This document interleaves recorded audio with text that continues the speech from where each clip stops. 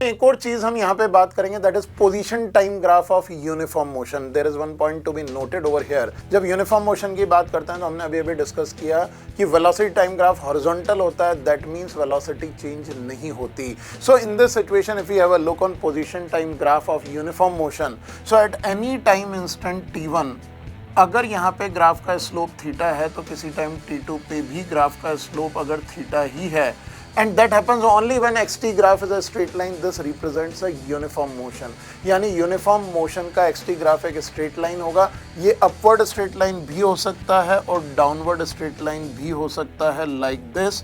In all straight line graphs of xt आप ये मान के चलेंगे particle was in uniform motion, देखते ही क्लिक हो जाना चाहिए। That's very very important for all of you. और एक चीज़ और आप ध्यान में रखें कि what happens in uniform motion, in case of uniform motion instantaneous velocity is equal to average velocity for all time intervals।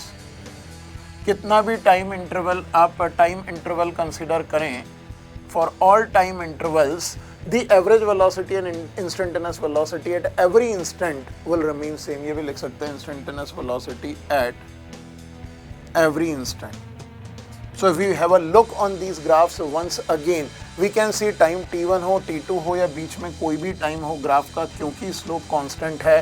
So remember कभी भी किसी पोजीशन टाइम ग्राफ में अगर स्ट्रेट लाइन दिखाई दे तो दैट रिप्रेजेंट्स यूनिफॉर्म मोशन, और during that curve, इसके पहले भले ही ये कर्व है, इसके आगे भले ही और कर्व है, लेकिन स्ट्रेट लाइन के बीच में हर इंस्टेंट पे इंस्टेंटेनियस वेलोसिटी और इसके बीच की कोई भी ड्यूरेशन की एवरेज वेलोसिटी सेम होगी। ये बात आपको दिमाग में रखनी है।